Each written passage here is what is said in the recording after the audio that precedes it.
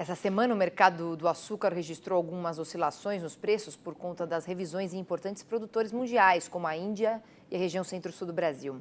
E quem nos ajuda a entender melhor esse cenário é o especialista em inteligência de mercado de açúcar e etanol da StoneX, o Felipe Cardoso. Boa tarde, Felipe. Mais uma vez, seja muito bem-vindo aqui no Mercado e Companhia. Boa tarde, Priscila.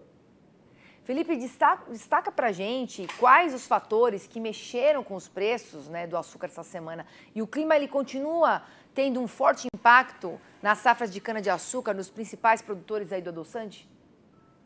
Isso mesmo. O clima ele acaba sendo o principal regulador dos preços hoje, quando a gente pensa principalmente nas perspectivas para os próximos meses, uma vez que a gente está para começar a safra do Centro-Sul, a safra 24 e 25 agora no mês de abril, e o período de entre-safra, esses meses que antecederam o início da próxima safra, trouxe um clima bastante seco para a região.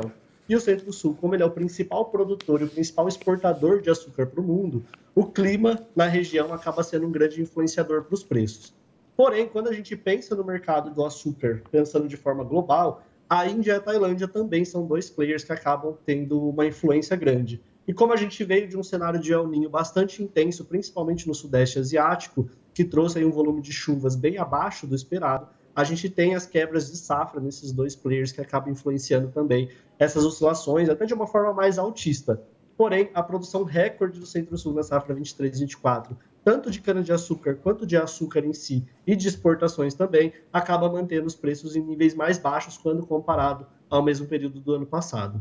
Agora, alguns analistas, Felipe, apontam uma queda para a produção da safra 24-25 no centro-sul do Brasil.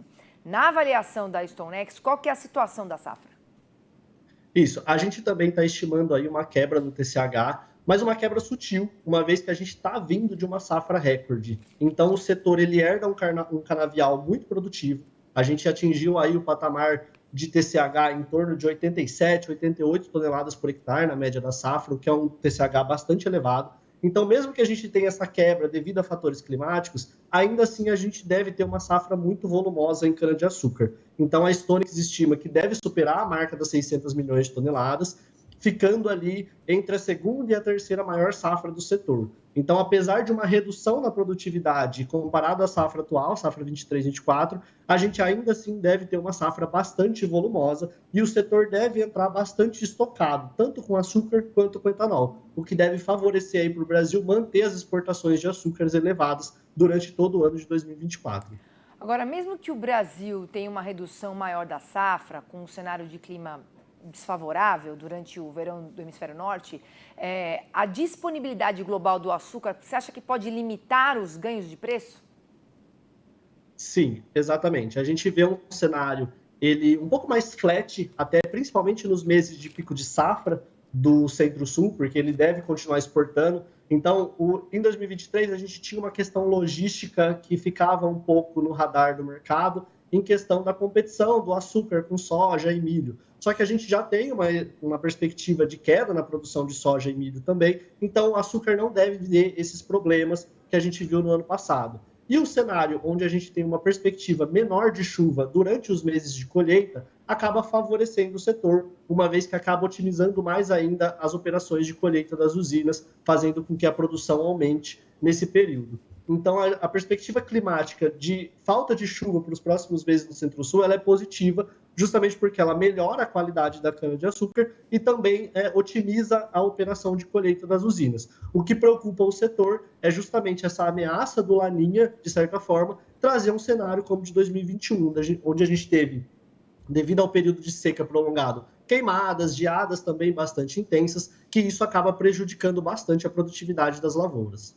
Também porque tivemos 3 laninhas seguidos, né? Isso foi piorando cada vez mais. Obrigada, viu, Felipe, pela sua participação aqui no Mercado e Companhia. Bom fim de semana para você.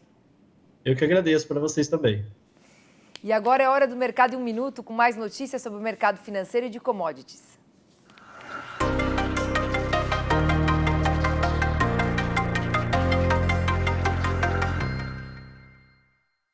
Na busca por estabilidade na economia, o Banco Popular da China decidiu manter a taxa de juros de médio prazo em 2,25%. A decisão ocorre em meio a contexto de cautela e monitoramento das condições econômicas globais e domésticas. Nos Estados Unidos, o índice de preços ao produtor registrou aumento de 0,6% em fevereiro, em comparação com janeiro, impulsionado principalmente pelos preços da energia. O avanço reflete pressões inflacionárias persistentes na economia, com os custos de produção que continuam a subir. O Brasil deve exportar 3,58 milhões de toneladas de carne bovina em 2024, de acordo com previsão da consultoria Safras e Mercado.